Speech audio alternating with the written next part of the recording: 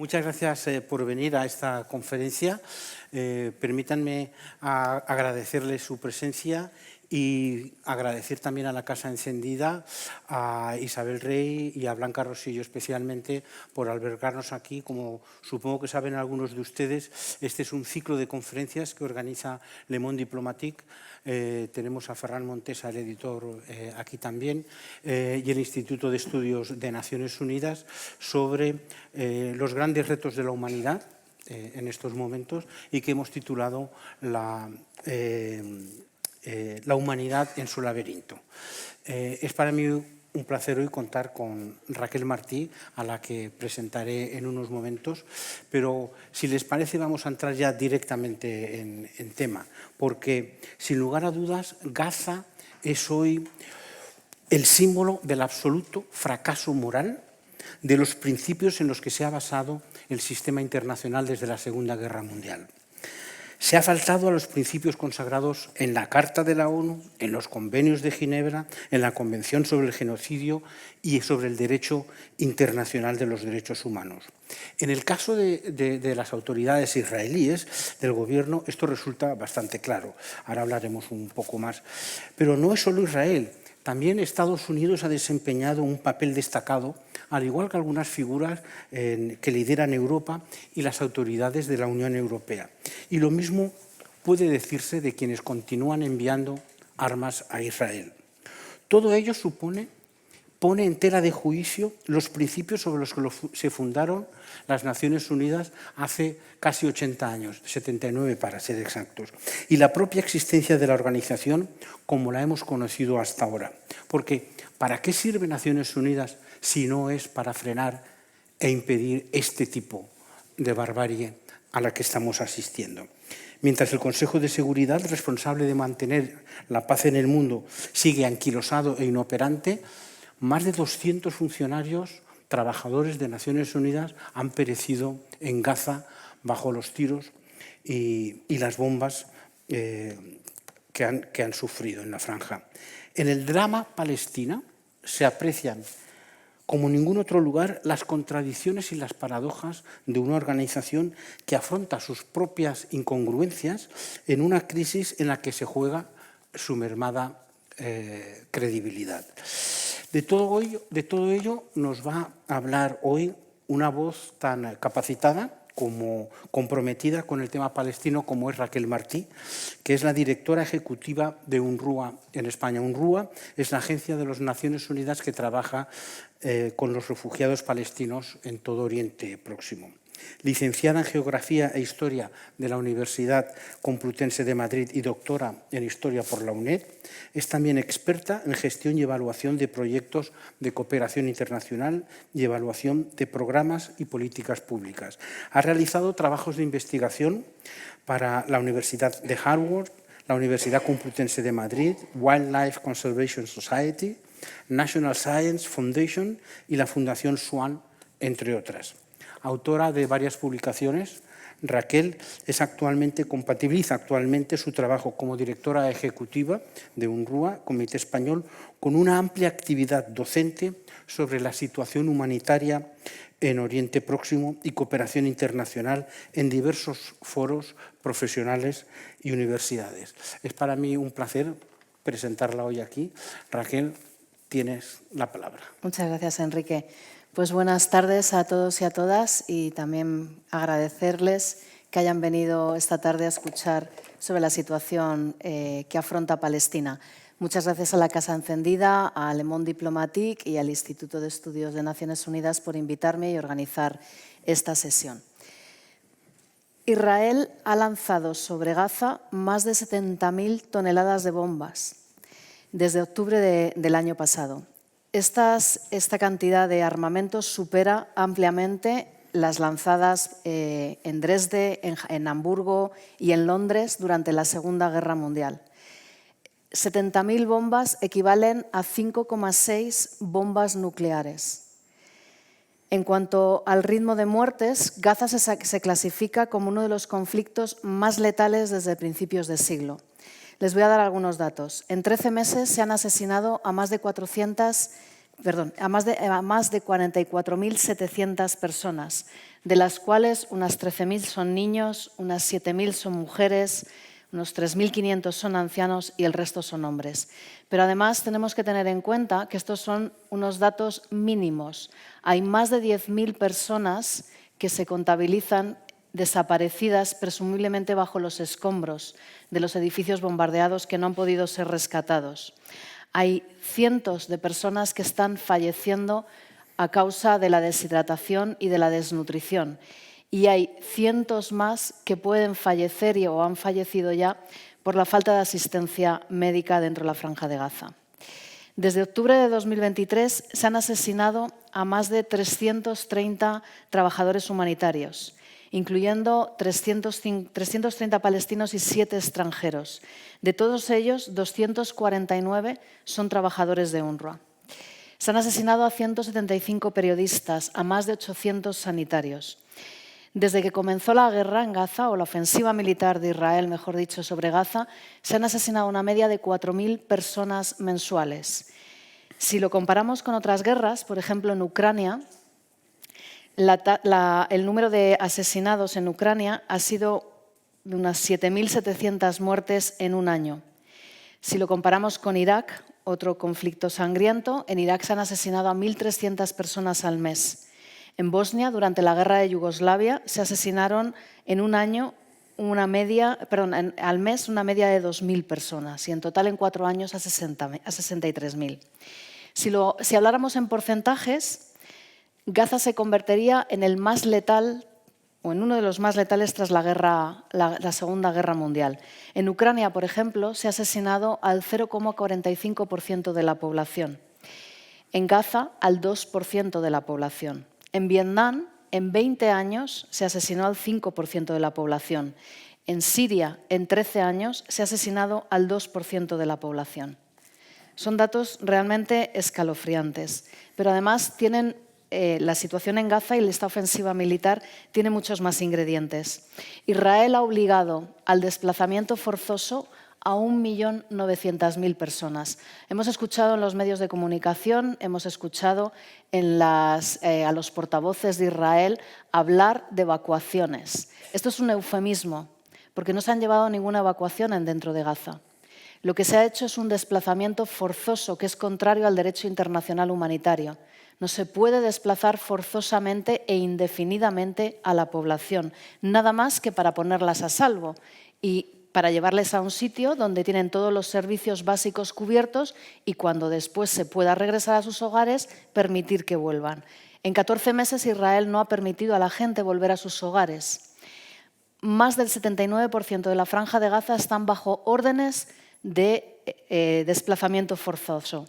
Y solamente hay un área dentro de toda Gaza que se llama Al-Mawasi, que Israel la denomina área humanitaria o área segura, otro eufemismo, porque Israel ha estado bombardeando igualmente esta zona donde actualmente se encuentran miles de personas en tiendas de campaña absolutamente precarias, la mayor parte de ellas hechas con plásticos o con alfombras o con mantas, porque Israel no permite la entrada de tiendas de campaña dentro de la Franja de Gaza y además no hay ni condiciones higiénico-sanitarias, no hay agua, no hay duchas, no hay retretes y no hay asistencia médica. Con lo cual, desde luego, una zona humanitaria no es y una zona segura tampoco lo es.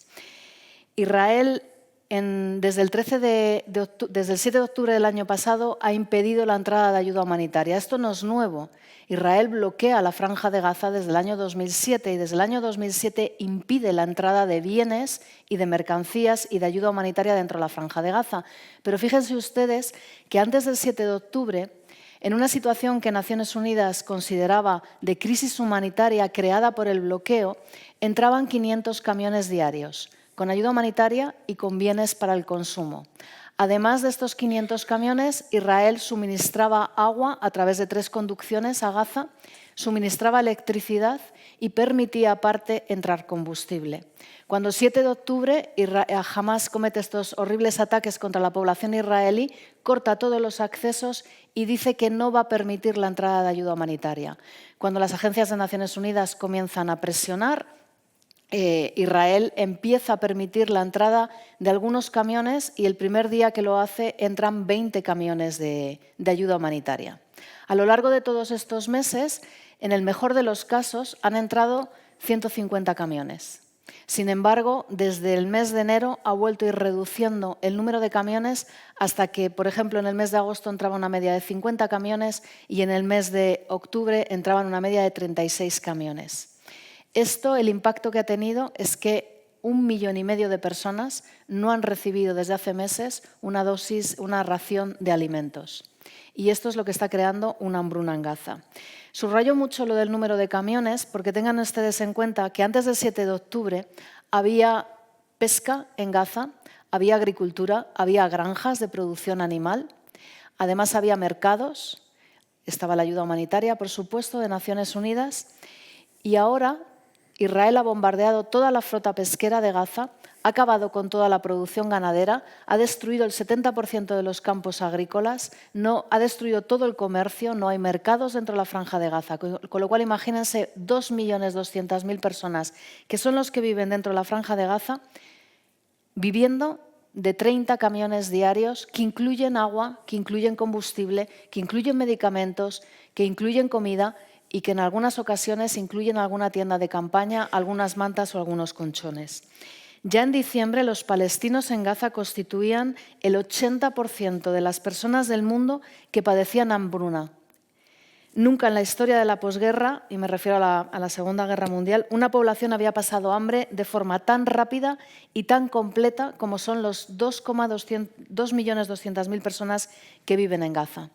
Si hablamos de la situación sanitaria, Israel ha bombardeado de forma sistemática todas las instalaciones médicas de Gaza, hasta el punto que hoy en día solamente hay 17 hospitales de 36 en funcionamiento, pero lo hacen de forma parcial, porque la mayor parte de esos hospitales han sido atacados no una, sino varias veces, destruyendo parte del hospital, porque además los ha asediado con tanques, les ha cortado el suministro eléctrico, les ha cortado el suministro de agua y de alimentos, ha detenido al personal sanitario, ha matado a los pacientes que estaban ingresados en los hospitales, ha asesinado a más de 800 sanitarios y ha detenido a más de 400 sanitarios y se los ha llevado a paradero desconocido.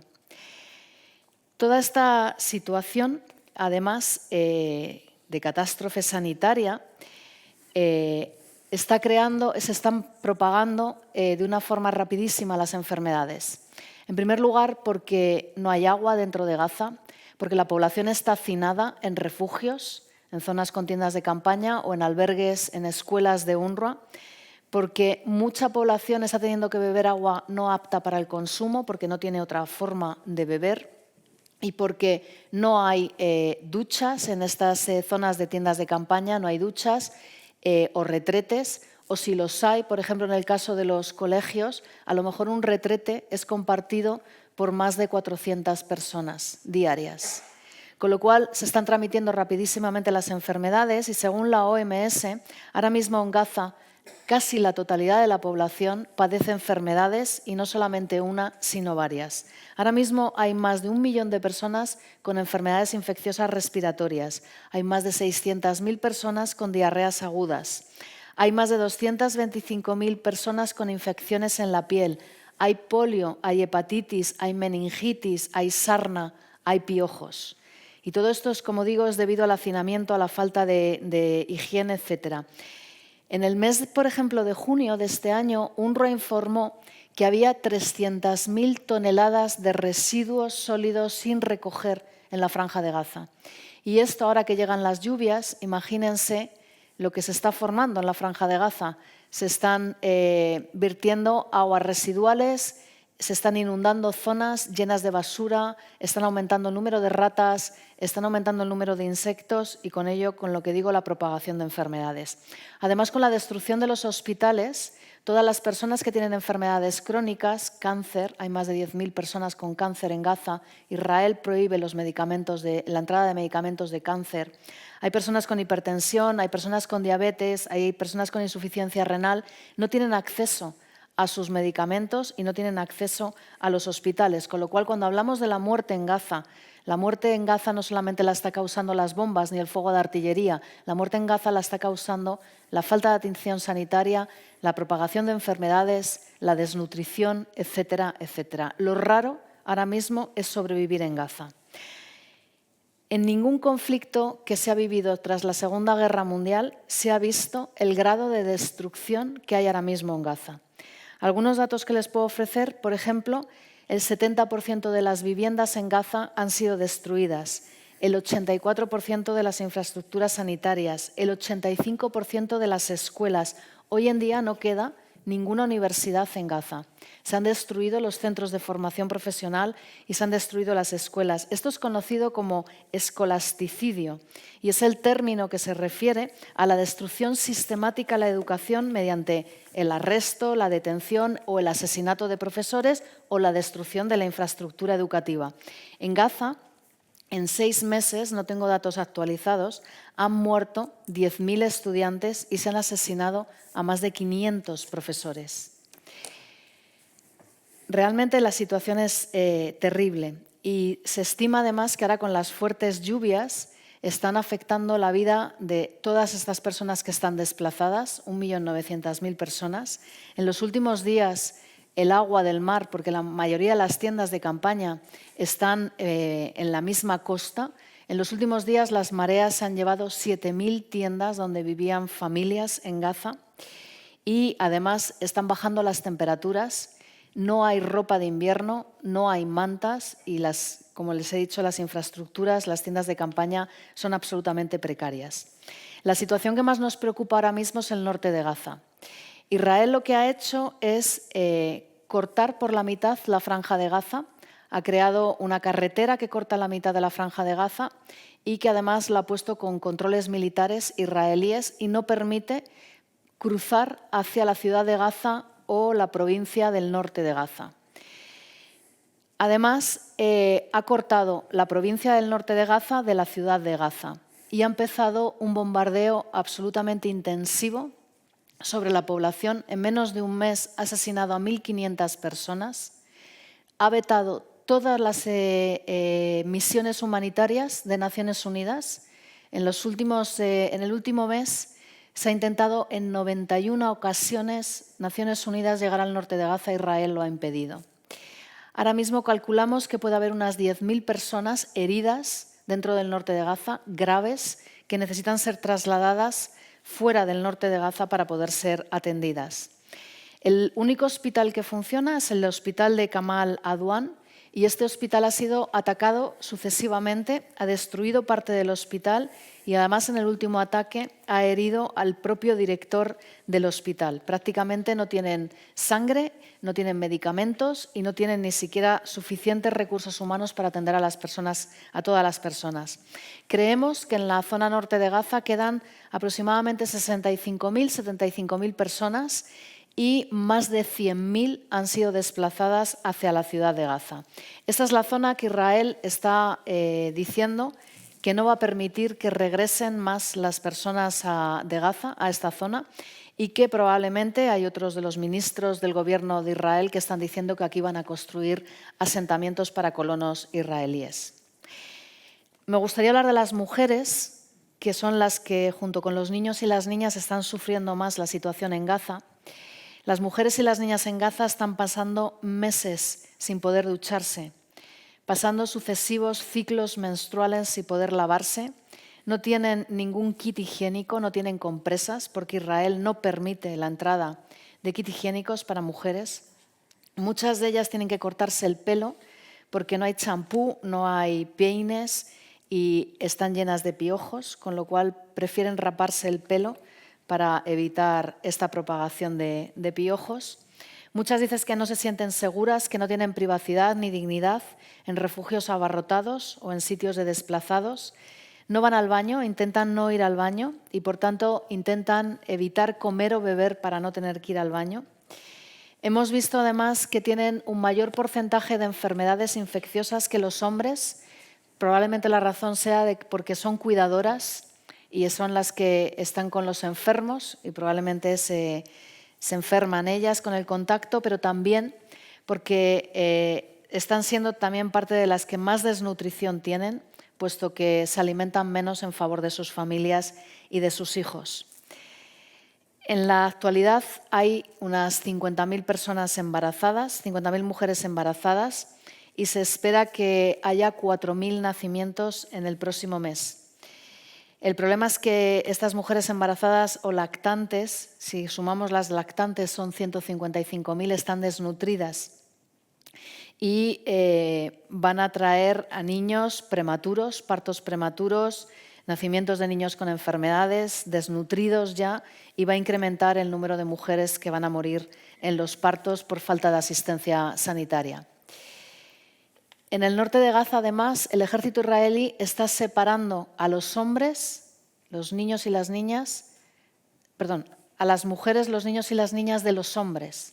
Están deteniendo a los hombres y están forzando a las mujeres con los niños a marcharse de las zonas del norte de Gaza, y estas están teniendo que buscar refugio en casas abandonadas, en tiendas destruidas, algunas duermen al raso y están pasando mucho miedo porque están expuestas a la violencia de género, a los abusos y a las enfermedades.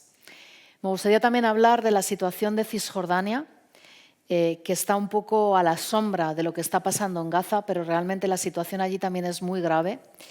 Israel ha anunciado en diferentes ocasiones a lo largo de estos últimos meses la intención de anexionarse el territorio cisjordano, y para ello está también bombardeando campos de refugiados. He dicho bombardeando porque también está bombardeando Cisjordania. Lo está haciendo con drones, lo está haciendo con helicópteros Apaches y con F-16. Ha atacado distintos campos de refugiados, ha asesinado a civiles en ellos, ha destruido infraestructuras, incluso infraestructuras de UNRWA, ha destruido los accesos, ha destruido las carreteras, ha impedido llegar a las ambulancias para poder rescatar a los heridos. Y desde el 7 de octubre ha asesinado a casi 800 personas, casi 170 de ellos niños y niñas. Algunos de estos asesinatos han sido cometidos por colonos israelíes, incluso los niños han sido asesinados por colonos israelíes. Israel ha acelerado la demolición de viviendas y de infraestructuras palestinas en Cisjordania. Los colonos han destruido muchísimos olivos, que es la base de la cultura palestina y de la economía palestina. Ha destruido cientos, los ha talado. Y se han detenido a más de 10.000 personas desde el 7 de octubre, algunos de ellos niños y niñas. Esas detenciones son detenciones administrativas en las que no hay acusación, no se sabe qué cargos les están imputando, se les mete en la cárcel y pueden estar meses sin ser juzgados, e incluso el juez puede ir renovando la detención y pueden estar años sin ser juzgados, hasta que un día les ponen un abogado de oficio, les llevan al juez y es en ese momento que se enteran cuál es el delito por el cual se les acusa, y en la mayor parte de las veces, de las ocasiones, es o bien por haber participado en manifestaciones o protestas contra la ocupación, o en el caso de los niños, la mayor parte de las veces han sido por tirar quizás alguna piedra a algún jeep militar israelí. En medio de toda esta devastación en Gaza hay un creciente vacío en los medios de comunicación. Además, esto se une a la prohibición de entrada de la prensa internacional. Israel no permite entrar a la prensa internacional. Está atacando a los periodistas, como ya he dicho, ha asesinado a unos 170 periodistas. Y todo esto forma parte de una política deliberada para bloquear el acceso a la información, sobre todo a lo que está ocurriendo en Gaza. Las redes sociales, además, estamos viendo cómo desproporcionadamente borran o eliminan contenido pro-palestino en comparación con las publicaciones que incitan a la violencia contra los palestinos. Y en todo este silencio deliberado de la información lo combinan con ataques y con desinformación hacia los trabajadores humanitarios, sobre todo hacia UNRWA. Es una estrategia clara para silenciar la barbarie que están cometiendo sobre UNRWA, para socavar la labor vital de las Naciones Unidas y cortar el sustento de la ayuda que aún llega a Gaza y desmantelar el orden jurídico internacional. Muchas gracias. Gracias, Raquel.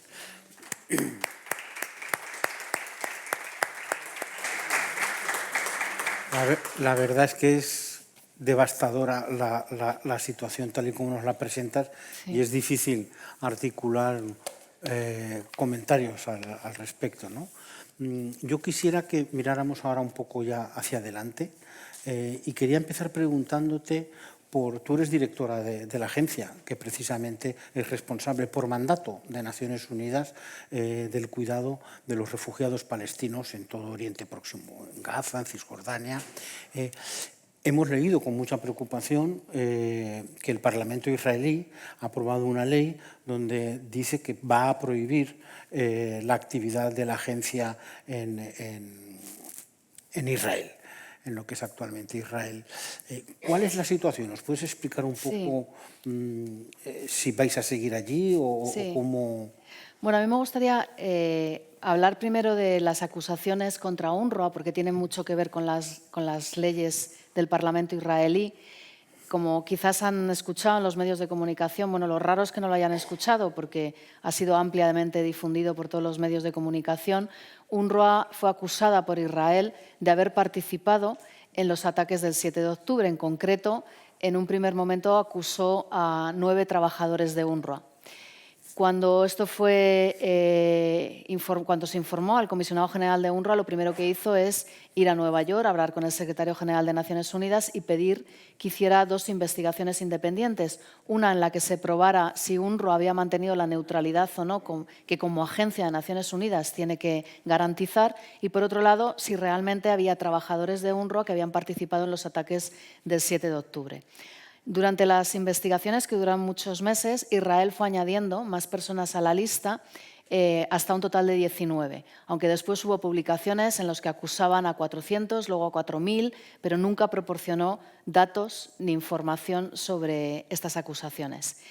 La primera investigación fue llevada a cabo por la exministra de Asuntos Exteriores, Catherine Colonna, de Francia, y concluyó que UNRWA es una agencia neutral, que siempre ha sido neutral, que además es, en comparación con otras agencias, otros organismos internacionales, la que más políticas, herramientas, protocolos de neutralidad tiene, como no puede ser de otra manera en el contexto en el que trabajamos, y que en ningún momento había roto la neutralidad. De hecho, es importante saber que UNRWA proporciona los listados de los trabajadores a los gobiernos de acogida donde se encuentran los campos de refugiados, es decir, a Jordania, a Siria, a Líbano, pero también a la Autoridad Palestina, al Gobierno de Israel y a Estados Unidos. Puesto que UNRWA es solo una agencia humanitaria, no tiene un sistema policial ni un sistema de inteligencia, confía en que, como sí lo tienen estos gobiernos que estoy mencionando, y además algunos de ellos los mejores del mundo, si hubiese alguna persona que estuviera haciendo cualquier actividad fraudulenta o involucrada en cualquier grupo armado, pues evidentemente confiamos en que Estados Unidos, Israel, nos hubiera informado de ello. Esta lista se comparte 2 veces al año y la última vez que se compartió fue en mayo del 2023 y ningún país nos dijo ni nos advirtió de absolutamente nada. Entonces, este primer informe concluye que efectivamente es una agencia neutral. El segundo informe lo hace un organismo de Naciones Unidas independiente, que son los que hacen todo este tipo de investigaciones, y concluye que de los 19 acusados, de 10 de ellos, Israel no presenta pruebas, ninguna prueba, con lo cual quedan automáticamente liberados de acusación. Y de los otros 9, el informe concluye de que la información que Israel les ha enseñado, y subrayo, les ha enseñado, sí que podría indicar que estos trabajadores participaron en los ataques del 7 de octubre. Sin embargo, Israel enseña esta documentación que tiene, pero no permite a los investigadores ni verificar que las pruebas son reales, ni constatar la información. Es decir, Israel enseña una grabación telefónica en la que hay 2 personas hablando de los atentados del 7 de octubre y dice uno es fulano y otro es mengano, trabajador de UNRWA. Pero los investigadores no tienen manera de constatar si esas personas que hablan son los trabajadores de UNRWA. Y por otro lado enseña unos vídeos que dice ese que sale ahí es tal trabajador de UNRWA, pero no permite a los investigadores llevarse las pruebas y analizarlas para ver si es un montaje o realmente es una grabación real, y además constatar que evidentemente son esas personas que Israel dice que son. Hay testigos, se puede hablar con ellos, no hay nada de esto. Con lo cual, el informe concluye que no puede pronunciarse y que tampoco puede abrir un procedimiento criminal judicial si no hay pruebas que puedan ser contrastadas y verificadas. Con lo cual, pues todo esto queda en nada, puesto que no se puede verificar.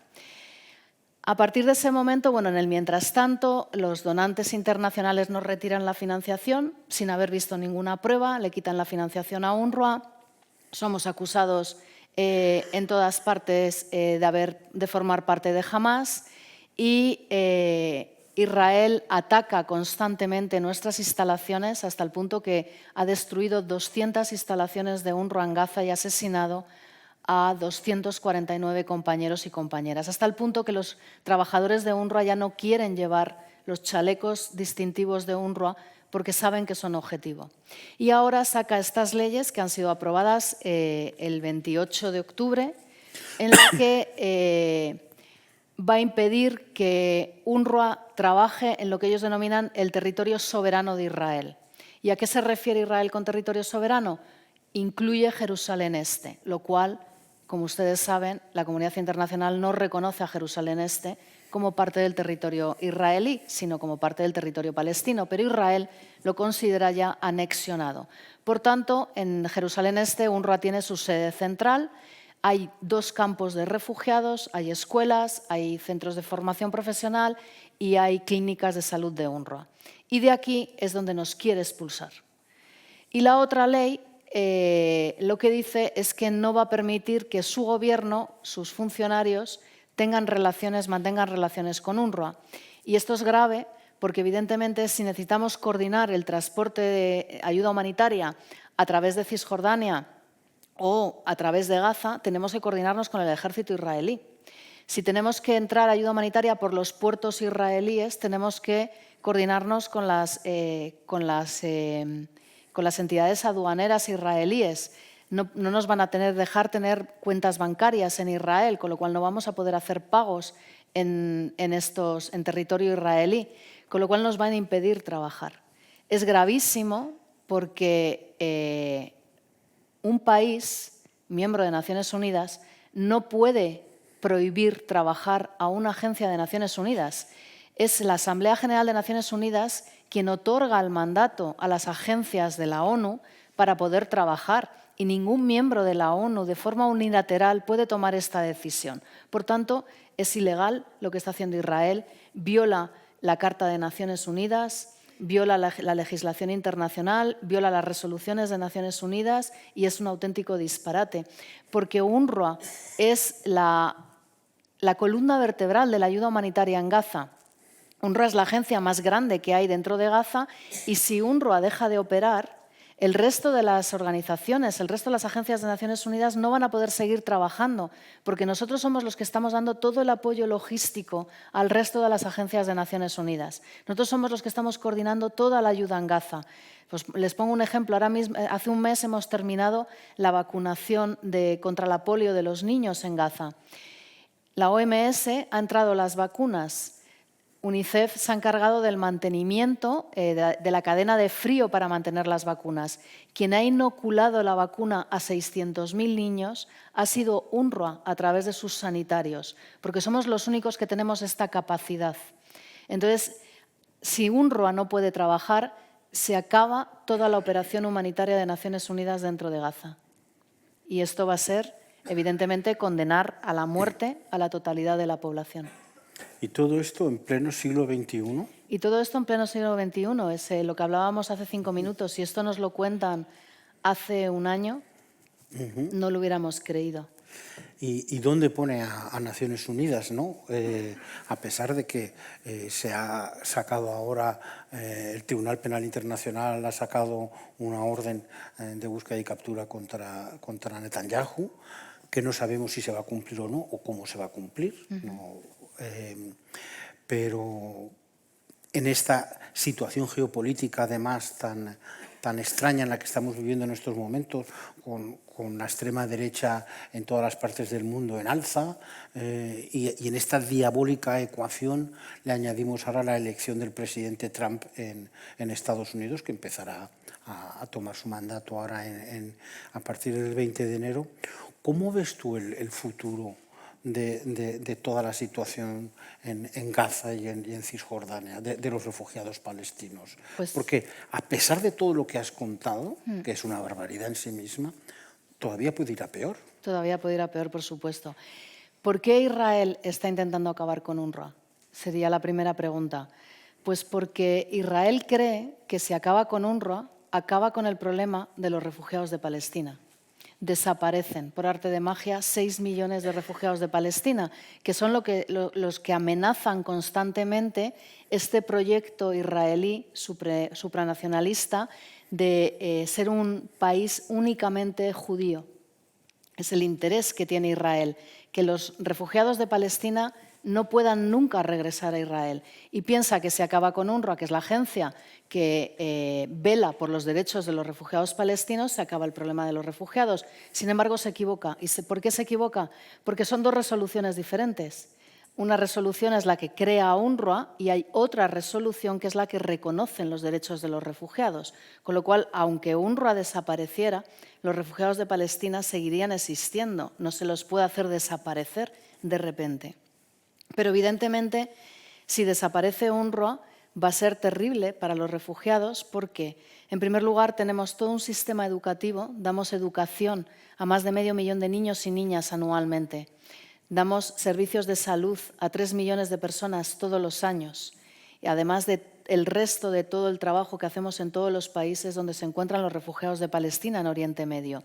Y además, si desapareciera UNRWA, ¿quién estaría recordando a la comunidad internacional que tiene todavía una asignatura pendiente con los refugiados de Palestina? Y es de una vez por todas conseguir una solución justa y definitiva para todos ellos, porque ya está bien, llevan 75 años siendo refugiados de Palestina. Son el colectivo más antiguo que tiene esta triste condición y en 75 años no han sido capaces de buscar una sola solución para ellos. Entonces, el panorama es totalmente desalentador, da muchísimo miedo, tú lo has dicho con Trump. Trump ya intentó acabar con UNRWA en el 2018. Le retiró la financiación, como ha hecho ahora. Estados Unidos ha sido con Biden el único país que no ha restituido la financiación a UNRWA tras las acusaciones de Israel. Pero ya Trump intentó acabar con UNRWA, llevó a cabo este plan del siglo que dijo que él iba a ser el único y el primer y el único presidente de Estados Unidos que iba a conseguir la paz en Oriente Medio, y para ello pensó que la mejor forma de hacerlo era acabando con UNRWA. Y realmente la comunidad internacional hasta ahora se ha mostrado muy débil y muy poco firme con Israel. Hay que tener en cuenta que Israel está ahora mismo siendo investigada por presunto genocidio, que la Corte Penal Internacional ha ordenado el arresto de Netanyahu y del ministro de Seguridad. Con lo cual, si no han sido capaces hasta ahora de parar a Israel, ¿qué panorama se nos abre a partir de ahora con Trump al frente? Da muchísimo miedo y creo que no estamos siendo conscientes de las consecuencias que esto puede tener, no solamente para los palestinos, sino para todos nosotros. Está debilitando el sistema de Naciones Unidas más de lo que ya estaba. Está acabando con el orden internacional, el creado a partir de la Segunda Guerra Mundial. Está haciendo que los valores y los derechos humanos sean papel mojado. Entonces, a partir de ahora, ¿hacia dónde va a derivar la humanidad con todo lo que estamos viendo que está pasando en Palestina? Buena pregunta. Tenemos todavía un ratito. Voy a dar la palabra a quien quiera para hacer alguna pregunta, a la gente del público que ha venido. Si quieren, quien quiera puede levantar la mano. Tenemos micrófonos aquí para darles. Veo allí uno. Aquí hay una. Vale. Yo quería preguntarle por el papel de los países árabes, que ha sido muy decepcionante, ¿no? Egipto, por ejemplo, Arabia Saudí, Jordania, ¿qué papel han jugado? ¿Qué debilidad extrema han mostrado frente a un aliado de ellos, que es Estados Unidos? ¿Cómo no han ejercido más presión? Bueno, en realidad los países árabes lamentablemente han estado bastante en silencio desde que empezó esta ofensiva israelí sobre la Franja de Gaza. Sí es cierto que en la última cumbre que han celebrado han pedido que se expulsara a Israel de la Franja de Gaza. Están financiando con ayuda humanitaria, pero evidentemente podrían hacer más porque son de los países más ricos que hay, con lo cual tienen muchísima más capacidad para poder ayudar a la población palestina. Egipto es cierto que se ha negado a que en un principio, cuando Israel empieza a atacar Gaza, uno de los planes que surgen es expulsar a los refugiados, a los palestinos de Gaza y que fueran hacia Egipto, hacia el desierto del Sinaí. Y Egipto evidentemente se niega a esto. Egipto ha estado dejando salir a personas de Gaza al principio hasta que Israel toma la frontera con Rafah y Egipto, y a partir de ese momento ya no sale nadie más de Gaza. Pero Egipto ha estado permitiendo la evacuación de heridos, ha permitido salir a las personas con doble nacionalidad, ha permitido salir a estudiantes que habían sido becados hacia otros países, pero es cierto que, por ejemplo, ahora hay muchos niños y muchas personas en Egipto que necesitan tratamiento médico urgente y hay algunos países que están consiguiendo sacarlos. El problema es que Egipto no va a permitir regresar a los palestinos que han salido para ser operados, no les va a permitir regresar, puesto que estaban en una situación sin papeles en Egipto y claro, esto crea un problema ahora con países que quieren ayudar y que quieren sacar gente para poder operar. Si lo hacen, tienen que quedarse con ellos. Y esto está dificultando aún más ayudar a todas estas personas. Tenemos por allí, me parece, alguna pregunta.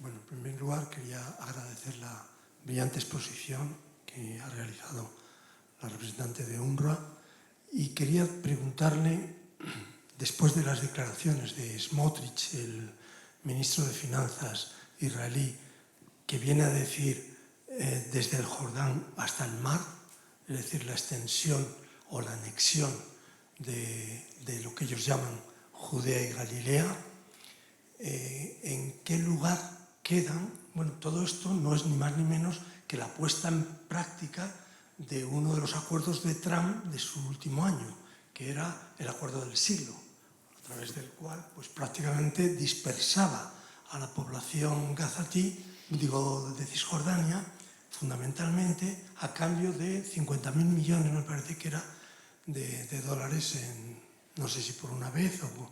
Bueno, el caso es que esto, ahorrándose incluso hasta el dinero, lo han puesto en marcha ya, porque prácticamente está desconexionado todo el territorio de Cisjordania.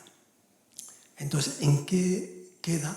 A mí es que me parece tan difícil ahora poner en marcha los acuerdos de Oslo, porque por más que se quiera en un solo territorio, tal como está ahora mismo, es difícil la convivencia de dos estados. Entonces, ¿qué futuro, y más con Trump a la vuelta de la esquina, qué futuro tiene como Estado Palestina? Mire, en primer lugar, yo creo que no es algo nuevo que Israel está colonizando el territorio en Cisjordania. Lo ha hecho a lo largo de todos los años. Ha ido demoliendo infraestructuras palestinas, ha ido construyendo asentamientos, ha ido transfiriendo población de Israel a estos asentamientos de colonos, lo cual es ilegal en el derecho internacional humanitario, y ha ido anexionándose enormes cantidades de territorio cisjordano. No solamente eso, sino que ha creado zonas de reservas naturales donde los palestinos no tienen acceso, ha creado zonas militares en las que los palestinos no tienen acceso, no pueden estar, ha demolido aldeas completamente. Hay un proyecto ahora para acabar con todas las aldeas beduinas que se encuentran entre Jerusalén y Jericó, para unir con asentamientos de colonos esta zona y separar Jerusalén Este de todo el resto de Cisjordania. Realmente han hecho muchísimos planes para anexionarse la mayor parte del territorio. Cuando llega Netanyahu al poder, apoyado por estos supremacistas, fascistas, colonos además, evidentemente se aceleran todas estas políticas. Por eso estamos viendo en los últimos meses cómo los colonos israelíes están yendo a aldeas palestinas, las están prendiendo fuego, están apaleando a los palestinos, están incluso matando niños y además no son reprimidos de ninguna manera, sino que son alentados por estos ministros. Con lo cual está claro que los planes que tienen estos ministros es anexionarse todo el territorio cisjordano, lo cual Netanyahu hasta ahora no ha comentado. En ningún momento ha hecho ningún comentario, ni ha desmentido, ni lo ha confirmado. Pero también, por ejemplo, en el caso de Gaza ya hay vídeos en los que se está mostrando los proyectos de asentamientos que van a hacer en el norte de Gaza. Con lo cual, sinceramente, la intención es esa, es anexionarse todo lo que puedan del territorio palestino mientras nadie se lo impida. Y es evidente que ahora mismo con Trump no parece ser que se lo vaya a impedir. Así que la situación es realmente preocupante y yo no le puedo decir, no tengo ni idea en qué va a acabar, pero tiene muy mala pinta. ¿Alguna otra pregunta? Veo allí al fondo y aquí delante. Muchas gracias por la ponencia. Yo le quería preguntar, porque el tema de esta discusión es la ONU ante el asedio y destrucción de Gaza, ¿no? Pero ante la falta de coacción de las Naciones Unidas, como hemos visto, la Corte Internacional de Justicia sobre el genocidio, a la que España me parece que se sumó hace varios meses, la Corte Penal Internacional, como ha mencionado usted, con Netanyahu en búsqueda de captura, estamos ante una situación en la que la opinión pública se está dando cuenta de que la falta de coacción de las instituciones internacionales va a poner en entredicho todas estas instituciones, y con el auge de los radicalismos políticos esto va a agravar aún más la situación. Usted nos está diciendo que UNRWA está siendo atacada para que pueda dejar de existir. Entonces, ¿qué es lo que queda si cuando se demuestre, en el hipotético caso de que la Corte Internacional de Justicia dijera que Israel sí que está cometiendo un genocidio y la opinión pública vea que la falta de coacción va a hacer que Israel pueda quedar impune? ¿Cómo nos deja eso a nosotros? ¿Qué es lo siguiente que puede pasar? ¿Está en peligro las Naciones Unidas? Gracias. Quizás Enrique, que es un experto en Naciones Unidas, quieras comentar algo. Bueno, la verdad es que también nos gusta escuchar tu opinión mucho, pero yo puedo adelantar algunas reflexiones. Es cierto que en estos momentos, casi 80 años después de la fundación de Naciones Unidas, estamos viviendo el momento más peligroso para ese sistema que nació después de la Segunda Guerra Mundial, que es un sistema complejo, porque Naciones Unidas no es una unidad. Es decir, si hablamos de las agencias de ayuda y de emergencias, están funcionando y funcionan bien. UNRWA es un buen ejemplo, pero hay muchas otras. Están ACNUR, están las agencias haciendo un trabajo sobre el terreno que es excelente. Está fallando fundamentalmente la parte más política y, sobre todo, el Consejo de Seguridad, que es aquel órgano por el que nació la organización, para evitar guerras fundamentalmente, para evitar conflictos, que hubiese un centro de toma de decisión para evitar, y que ha funcionado más o menos bien hasta hace unos 10 o 15 años, que desde entonces cada vez más está sufriendo un deterioro brutal, primero porque el tema del derecho al veto está impidiendo que se tomen decisiones y que sean decisiones ejecutivas en el Consejo de Seguridad, lo que le ha restado una gran credibilidad es inoperante, tanto es así que hemos visto que en muchas ocasiones, por ejemplo, con Gaza, la Asamblea General, que es el órgano un poco más democrático, digamos, donde todos los países tienen un voto y cuentan por igual, ha tenido que tomar cartas en el asunto. Solo que la gran diferencia es que el Consejo de Seguridad, sus decisiones son de obligado cumplimiento, y si un país no accede, como se ha hecho en el pasado con algunas resoluciones, se puede hasta emplear el uso bélico, el uso de la fuerza para implementarlas. Mientras que en la Asamblea General no son de obligado cumplimiento, con lo cual les resta obviamente muchísimo poder coactivo, como decías tú en la pregunta. Lo que está claro en estos momentos es que estamos en una encrucijada donde hasta ahora, por lo menos, los países eran de alguna forma más o menos respetuosos con eso que llamamos el derecho internacional, con las normativas, etcétera, pero que en los últimos 10 años, y sobre todo ahora con el caso de Israel, se ha dinamitado todo. Y como decíamos, esto ocurre en un momento donde se está produciendo un auge de la extrema derecha en todo el mundo, no solo en Europa, también en América Latina, en Asia, y se le añade a eso que un país que dentro de todo estaba siempre llevando el liderazgo de los países occidentales, para bien o para mal, como es Estados Unidos, tenemos ahora que ha elegido a un presidente como Trump, que es difícil saber lo que va a hacer, porque realmente si hay un presidente en estos momentos de que no podemos hacer valoraciones de futuro porque es muy desconcertante las políticas que aplica, sí sabemos cómo ha hecho en el pasado. En el caso de Naciones Unidas, la administración Trump, todo lo que huela a multilateralismo se lo carga. Hablaba Raquel de la financiación a UNRWA en el pasado, aunque ahora no ha cambiado mucho con la del presidente Biden, pero hay que recordar que Trump sacó a Estados Unidos del Acuerdo de París, de la lucha contra el cambio climático, sacó a Estados Unidos de la UNESCO y sacó a Estados Unidos de la Organización Mundial de la Salud. Y porque no dio tiempo a más, probablemente. Entonces, esos no son vientos favorables y probablemente la única alternativa es un rehacer o renacimiento de Naciones Unidas, pero en este contexto es muy difícil ver hacia dónde vamos. Lo que sí estamos viendo son las dificultades y los límites. Y repito, Gaza es probablemente el punto moral también más bajo al que hemos llegado en los últimos 80 años. No había pasado con ningún otro conflicto. No sé si quieres añadir algo. Bueno, yo por decir algo positivo, ¿no? Para no irnos de aquí todos deprimidos. También es cierto que estamos viendo algunas cosas que nos pueden dar esperanza.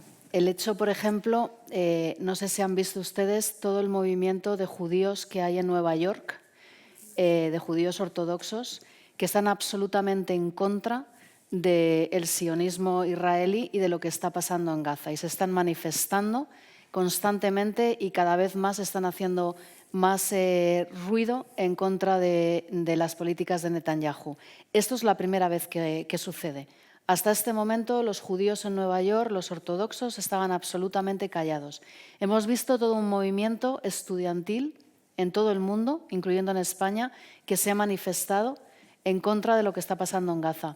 Creo que no hay sociedad en el mundo que no esté, los ciudadanos, que no estén en contra de lo que está pasando en Gaza. Es cierto que hay muchos gobiernos que no están haciendo nada, pero hay mucha parte de la sociedad, de la mayor parte de los países, que se ha movilizado. Cuando hemos visto en Londres una manifestación con 1 millón de personas protestando contra el genocidio de Gaza. Por otro lado, es cierto que Israel no puede mantener durante mucho tiempo la ofensiva en Gaza, porque Israel económicamente ahora tiene una crisis terrible. Se están yendo un montón de empresas, se están yendo un montón de personas de Israel, están regresando a sus países de origen y Estados Unidos sí que, Trump sí que también sabemos que lo que le interesa es Estados Unidos y su economía y no le interesa la economía de los demás países, y estar financiando constantemente a Israel quizás no sea la política que va a llevar a cabo.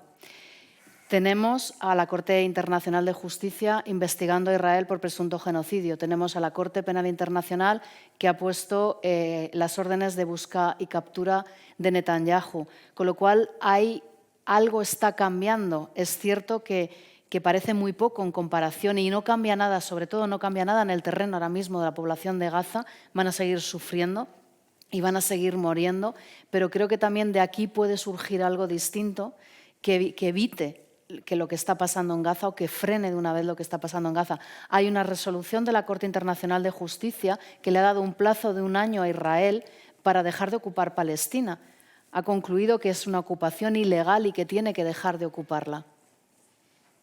Es cierto, antes comentaban por aquí, que la solución de los 2 estados quizá ya sea inviable, pero cuando hablas con los palestinos, la mayor parte de ellos, sobre todo la gente joven, lo que dice es que lo que quieren es un único Estado. Bueno, lo que quieren, perdón, es la igualdad de derechos para todos los ciudadanos, israelíes y palestinos. Y que si tienen que renunciar a un Estado llamado Palestina, renunciarán, porque lo que quieren ahora mismo es que se respeten y tener los mismos derechos. Entonces, quizás la solución, y quizás lo veremos, es un único Estado en el que convivan palestinos e israelíes. Quizás. Por aquí.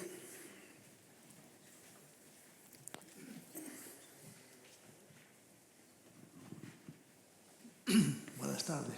Bueno, después de todo lo que usted ha expuesto, te quedas totalmente deshecho y no sabes por dónde tirar. ¿Qué podemos hacer? Se siente uno impotente, tanto como individuo como igual que como Estado, porque como sociedad, desde luego, usted mismo lo ha dicho, hay un gran apoyo en todas las sociedades hacia los palestinos. Ahora, volviendo al terreno de Naciones Unidas, que es el que nos ocupa hoy, si la Corte Penal Internacional, creo que es la Corte Penal Internacional o el Tribunal Internacional de Justicia, declarara en una sentencia que Israel es genocida, que lo que está cometiendo el gobierno israelí en Gaza y en Palestina es un genocidio, ¿eso qué consecuencias traería en el orden jurídico y práctico para Israel? ¿Podría ser expulsado de Naciones Unidas, por ejemplo? Porque un Estado genocidia no puede ser miembro de Naciones Unidas. Eso es un principio elemental. ¿Y qué otras consecuencias podría traer para Estados Unidos si eso ocurriera? Gracias. Voy yo. Al final, las consecuencias en el derecho internacional van en función de cómo lo interpreten o lo quieran aplicar los países. Tenemos un ejemplo respecto al Tribunal Penal Internacional, porque ha pasado lo mismo con Putin. Y en Europa, inmediatamente, por la guerra de Ucrania, obviamente, inmediatamente se dijo que si viajaba a cualquiera de los países de Europa Occidental sería detenido, porque así lo dice el derecho internacional. Ahora, el mismo tribunal ha dicho lo mismo sobre Netanyahu. Ayer en Francia ya se dijo que los franceses han estado estudiando y que si puede venir a París directamente porque no va a ser arrestado porque tiene inmunidad diplomática. O sea, estamos, como siempre, en unos estados donde unos son más iguales que otros. No se aplica la política. Lo sabemos muy bien en Naciones Unidas, donde las reglas son claras, pero luego cada país las interpreta como quiere. Una última mención, decía usted, sobre la expulsión de un país.